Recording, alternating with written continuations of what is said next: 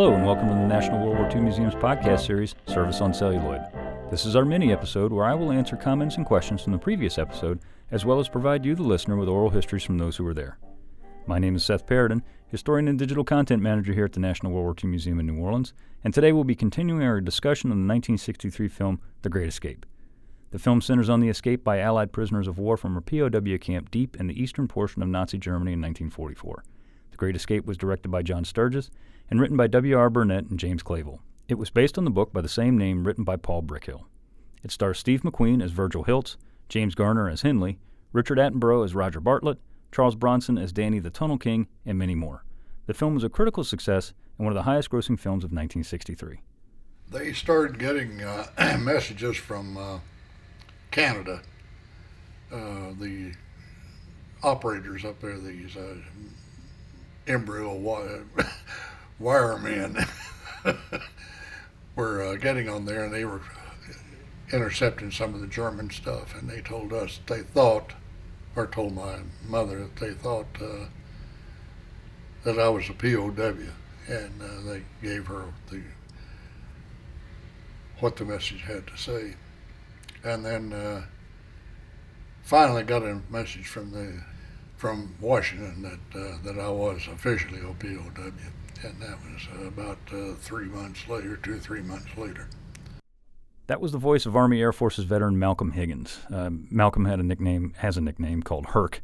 So Herc was he was a maverick pilot in the 351st Bomb Group. He was well known throughout the group as the guy who would consistently buzz the tower in his B-17. He had a devil-may-care attitude, but he was a true leader. A lot of those guys were attracted to the Army Air Forces in the early part of the war and the later part of the war too, and they had that vision of the white scarf and the goggles and the whole flash and dash of the Army Air Forces, and Herc was certainly one of those guys. He was a true leader, and he was a guy that his men would do anything for. He was shot down on the catastrophic October 14th, 1943 raid to Schweinfurt, Germany, which is better known as Black Thursday.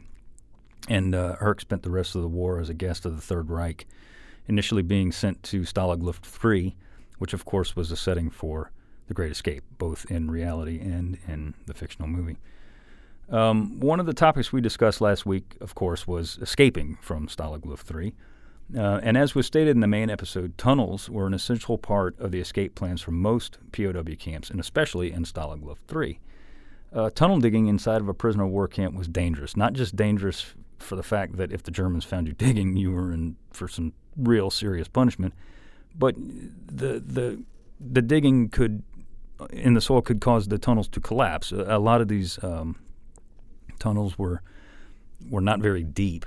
And by that I mean the entrance shafts didn't go down very deep, and the earth wasn't very stable for doing this. So what the prisoners would do, like you see in the movie, would be to collect bedboards from bunks and chairs and benches and whatever, all over the camp, as secretly as they possibly could. And what they would do is they would reinforce the inside of these tunnels, and it was essential that they did that, and it was the only way that the tunnels could actually be used. The soil at Luft 3 was soft sand, as we said earlier in the main episode. It was a yellow sand, and the topsoil on top of the on the surface was black or dark brown, and it made it very obvious if somebody was tunneling. And the prisoners, like they show in the movie, and this is an exact detail that the actual prisoners really did, is they would stuff the sand in socks and little bags inside their trousers and drop it all over the surface, and they'd kick it in and it would blend. But the main thing is as a result of the soft soil at Stalag Luft III in particular, the tunnel shafts had to be dug very deeply. And there were 3 tunnels. Actually, there are now known to be 4 tunnels that were dug at Stalag Luft III as escape tunnels. The 3 famous ones are Tom, Dick, and Harry. And the 4th one that was recently discovered by archaeologists, and by recently I mean about 5-6 years ago, they called George, and George was in the theater. George was under seat number 13, not coincidentally, in the theater, and it was a tunnel that was never completed. But the 3 that were somewhat completed were Tom, Dick, and Harry, and that's what's talked about in the movie. As I said, they were all shored with bedboards donated from the inmates' bunks and supplied with fresh air from handmade air pumps designed and built in the camp. Again, as was stated in the main episode, Wally Floody, who was the Canadian ex-prisoner of war, was one of the consultants on there, and he was one of the guys who built the hand pumps, as we talked about, and they're really cool. It was a really ingenious piece of equipment, and if you are able to go to Zagan today, to go to the museum at Stalag Luft, or what's left of Stalag Luft III, you'll see, I believe it's one of the original pumps that they were able to salvage. But anyway, the tunnels were well hidden, and although, if this makes sense, all in plain view, if that makes any sense at all. They were well hidden, but they were also in plain view because they had to run across the breadth of the camp. One tunnel, codenamed Harry, was hidden under the iron stove in one of the barracks huts. The POWs rebuilt the hut's concrete base, or slab, and made a flexible extension for the stove's pipe so that the stove was movable and could always burn a fire. And the reason for doing this was, by burning a fire constantly, this accomplished two goals. If the stove was hot, the guards would be less likely to try and pick it up and move it. And also, if there was smoke coming from the chimney, it would appear that no one was moving the stove to gain access to the hut's slab. It's pretty smart, really, if you think about it. From its open position, the trap door underneath the stove, which was chipped through a good 8-10 inches of brick and concrete, could be closed and sealed in 20 seconds using wooden handles that were on the stove. They'd take the handles off the stove, and they used them to open and close the trap door underneath it. As I said, the entrance chamber was nearly 30 feet deep. It was very tight in terms of space and very, very, very dark. And by 30 feet deep, I mean 30 feet straight down. And then when you got down there, it was a 90-degree straight across to wherever it was you were going. I think the longest tunnel was 320 feet. I could be wrong there, but the thing was 320 feet. Blankets were stuffed around the entrance chamber to absorb the sound of the diggers hacking away at the concrete slab and dirt that led straight down. I guess something I should say is that there was a ladder that led straight down into the entrance shaft. It wasn't just a parachute drop Geronimo down into the bottom of the hole. There was a ladder that was built on the inside of the entrance shaft. The tunnels were really ingenious. They really were. They had tracks, like little tiny train tracks that would run back and forth one way, really, through the entrance, through the length and breadth of the tunnel. And the prisoners would get on their stomachs, and they would be pulled via like a pulley system, a rope pulley system, to get from one end of the tunnel to the next. In the main episode, we discussed how the American role in the escape may have been overplayed in the movie, or rather sensationalized, with Steve McQueen being the star of the film. But the Americans in the camp, and there were many, did in fact play a part in the Great Escape. Not quite to the effect that they did in the movie, but and no Americans did actually get out during the Great Escape, unlike what is shown in the movie. The jobs that the Americans performed for the most part is unknown, with the exception of 3 specific Americans. One of those who helped dig all 3 tunnels was an American, and one of only 3 Americans, as I said, to help in the digging of the tunnels in Stalag Luft III. And this gentleman's name was Robert Ingraham. Colonel Ingraham was one of the first American aviators to see combat over Europe in World War II. On August 19, 1942, Ingraham was shot down by friendly fire while attempting to get back to England after dogfighting with German fighters over Dieppe during the ill-fated commando raid on the same day. He ditched his British Spitfire in the English Channel. He was in the 31st Fighter Group, by the way. Got out his rubber dinghy and proceeded to float in the Channel for some 40 hours before he was picked up on French soil by German sentries. It is believed that Ingraham was the 3rd American aviator from the Army Air Forces to be shot down over enemy territory in Europe. So he spent a long time in a prisoner of war camp. Ingraham was sent to Stalag Luft III, where he was approached by his friend who was shot down the same day, but later on in the afternoon, Ed Tovey, and asked if he would be interested in helping to dig tunnels to escape. So let's hear what Colonel Ingraham has to say about that brief meeting. One day, Tovey came over, and he said, "Hey, we're going to have a big, we're going to start digging tunnels here. And would you want to dig?" And, I don't know any better. I thought, the reward at the end of the tunnel would be escaping. And so I said, sure. So I became a damn digger in the tunnels. And anyway, Davy Jones and I, and I forgot who all was on the team. There was like 1, 2, 3, 4, 5, about 6 guys would go down the tunnel, and it would be a team. And Jones was up at the face. He's digging and putting in frames, and I'm right behind Jones. I'm getting the sand. He's digging out and putting it in the little trolley, and that's how I got involved. Somebody said, "You want to do that?" And I said, "Sure."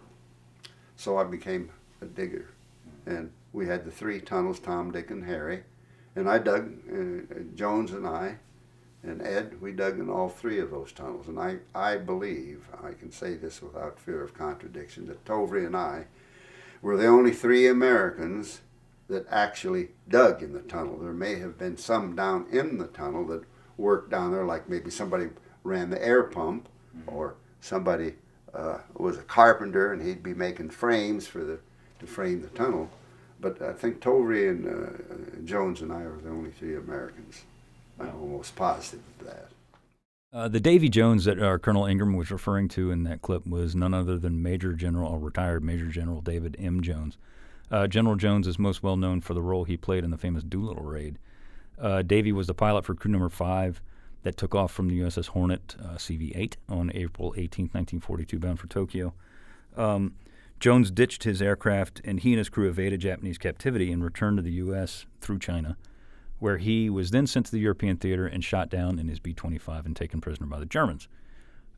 He, along with Colonel Ingraham and Ed Tovey, were the 3 American tunnel diggers in Stalag Luft III, and that is confirmed. That is not a post-war rumor or anything like that. That is a confirmed fact, which makes it really, really cool, frankly, in my opinion.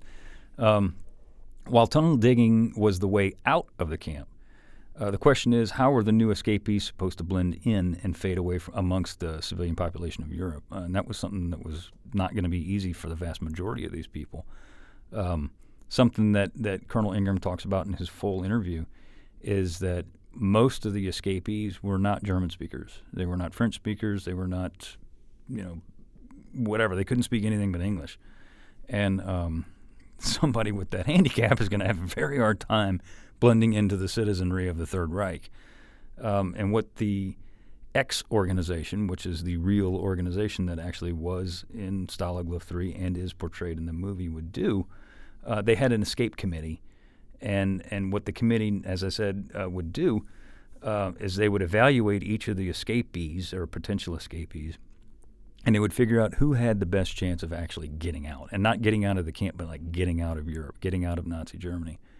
And most of the time, those were people who were Dutch or Norwegian or some other European nationality aside from English or Canadian. Well, not Canadian. It's not European, is it?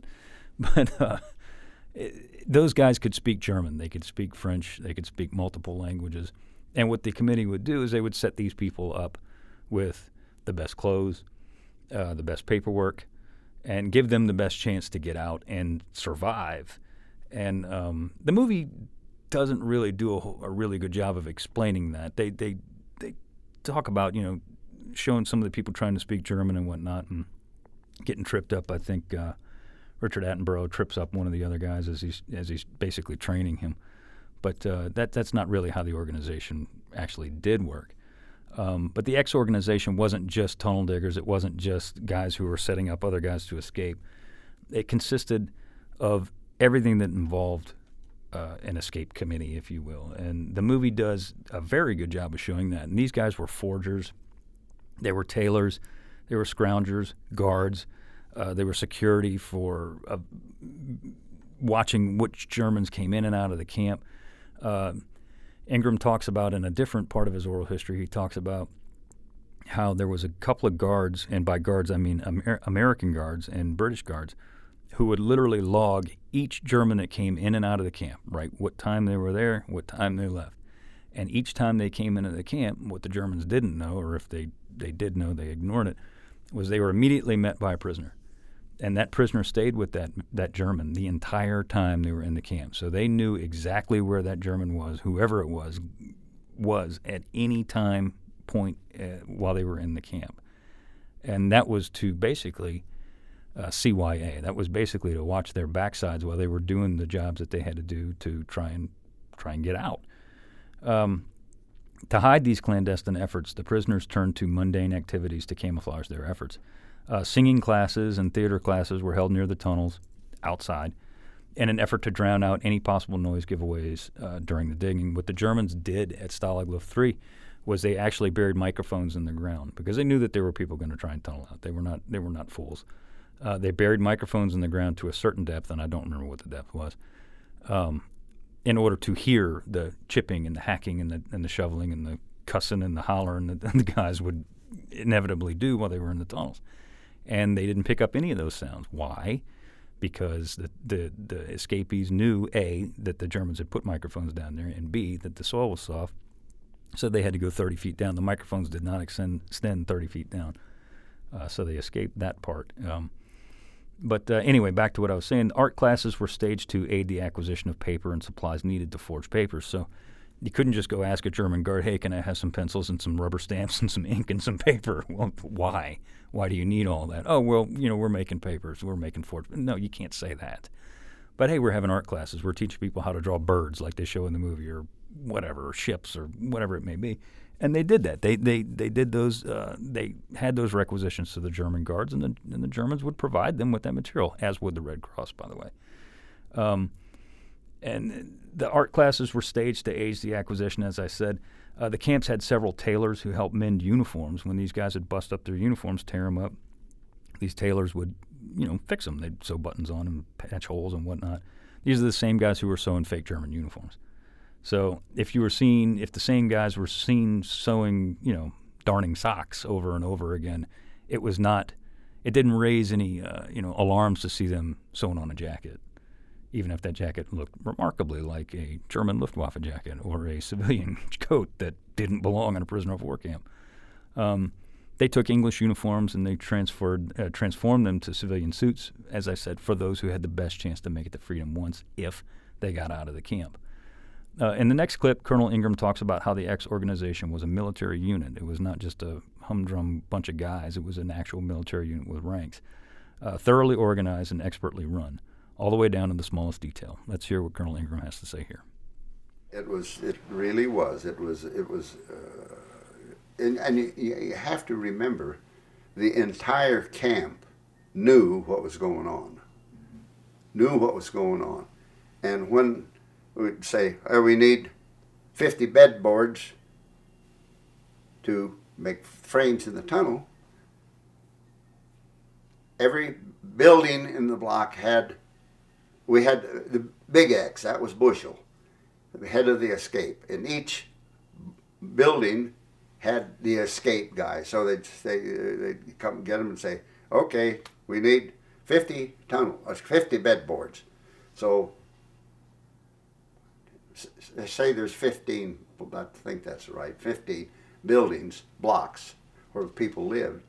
They had 15 escape guys. So they'd get them together and say, we need X number of bed boards from each building, da da da da da da. So they'd go back to the building and they'd say the little X for the building would get these people together with some from each room and say, we got to have 8 bed boards. You go back, so 8 bed boards would come out. Time they ate from each one, whatever it was, went back in, they had their 50 bed boards. And that's how it was. So there's no problem getting stuff or getting cooperation from within the camp, because there was no thought of saying, I ain't going to do that, because you were going to do it. That was part of your life there. Right. And so it wasn't a problem. It was a military organization. We had a group that made compasses. We had a group that made clothing. We had a group that did this. Whatever it was, we had a real organization, and we had some people in the camp that were pretty daggone talented. Really, they made passports, hand printed in ink, very careful, and They worked very well. They really did. And for the people who got out through the tunnel, they had forged papers, and they passed inspection. We had, as you know, the tunnel was a success, and 75 people got out through the tunnel before it was found. And 3 people, and they were all German speakers. They had civilian, we had tailors, I forgot to mention that. We had a tailoring group. They took uniforms, and they'd dye the clothes. Tea was a great dye for dyeing clothes. You could dye things up. And they'd make the uniform look like a civilian suit. And they were all very good. They were very talented. So when they escaped, they went out with civilian clothes. Not all of them, but the ones who had the best chance of making it had the civilian clothes. They had the forged papers. They had German right marks. They had everything, and it worked. The escapees that the 76 that got out of Stalag Luft III in March 1944, they were mostly all captured relatively soon and pretty quickly after they got out. Only 3 of the escapees managed to make it to freedom. One of them was a Dutchman named Bram van der Stok. Van der Stok escaped from the Netherlands in 1940 following its capture by the Germans, and this guy is ridiculously fascinatingly cool. He stowed away on a Swiss merchant ship because he couldn't get out. He was a fighter pilot. In 1940, he actually claimed one aerial victory against the Germans in 1940, and he couldn't fly out because all the aircraft had been captured by the Germans, or the airfields were captured by the Germans. So he stowed away on a Swiss liner, a merchant ship rather, and he arrived in Scotland. Once he got to Scotland, he made his way down to England, and he joined the Royal Air Force, and he flew Spitfires, and he claimed 6 more victories against the Germans, making him an ace. And this was in 41, I believe, in 42. 41 and 42 is when he achieved his other 6 kills. He had 7 total. On April 12th, 1942, van der Stok was shot down, and he was immediately captured. As soon as he hit the ground, there was a German waiting for him, literally. He was put in Stalag Luft III almost immediately after interrogation, and he actually tried to escape twice before he finally got out. Both of his earlier escape attempts were unsuccessful, and obviously, as I said, he got out on March 24th, 1944. He was the 18th man out of Stalag Luft III during the escape, and after the breakout, van der Stok traveled the breadth of Germany on a train because he could do what? He could speak German, just like I'd said before. He could speak German, French, Spanish, and Dutch. And he traveled the breadth of Germany on a train, and he made his way through Utrecht in Holland and he met up with a member of the Dutch Underground while there. This member of the Dutch Underground briefed him and equipped him with a bike, and he rode a bicycle all the way to Belgium to a safe house. And after arriving there, he was given paperwork so he could pose as a Belgian, and he then traveled via train again to Brussels and Paris and Toulouse, where the French resistance met up with him, put him with other Allied escapees and evaders, several of which were Americans. And together, the French took van der Stok and the other escapees and evaders across the Pyrenees to Spain. The British consulate in Spain took them in, and 3 months after the breakout of Stalag Luft III, van der Stok reached British territory once again by arriving in Gibraltar on July 8, 1944. He was subsequently flown from Gibraltar to Whitechurch Airport in England, and on July 11, 1944. Back in England, not to be denied, van der Stok rejoined the RAF and was posted to number 91 Squadron flying Spitfires again. The following year, which would be obviously 45, he joined number 74 Squadron for a brief time before being appointed the commander of Dutch RAF number 322 Squadron. So this guy was incredibly bad to the bone. He tried to escape twice, failed, got out once successfully, made his way across Germany via train, bicycle, all kinds of stuff. And any other normal mortal human being would say, I've had enough, but not this cat. He got in a fighter plane and he started kicking some more German ass. While our collection, our oral history collection here at the World War II Museum does not, unfortunately, contain an oral history from van der Stock, Colonel Ingraham, whom you heard from twice before already in this podcast, was actually friends with van der Stock. And if you listen to Ingraham's full oral history on our digital website, you can hear him talk about his personal memories of van der Stock before van der Stock got out. Some of the facts in there are a little bit skewed, but nevertheless, Ingraham had a personal relationship with this guy, and it's pretty intriguing, pretty cool. While the ultimate fate of the 50 escapees is certainly tragic, their efforts to get out of the camp and return to the fight should be remembered for its bravery and its audacity. While the Germans said that their sacrifice was useless, in reality it wasn't. Their escape provided those still behind the wire with just a small glimmer of hope that freedom was still attainable. If you have any questions or comments, feel free to contact us through social media on Facebook, Instagram, or Twitter at Service on Celluloid.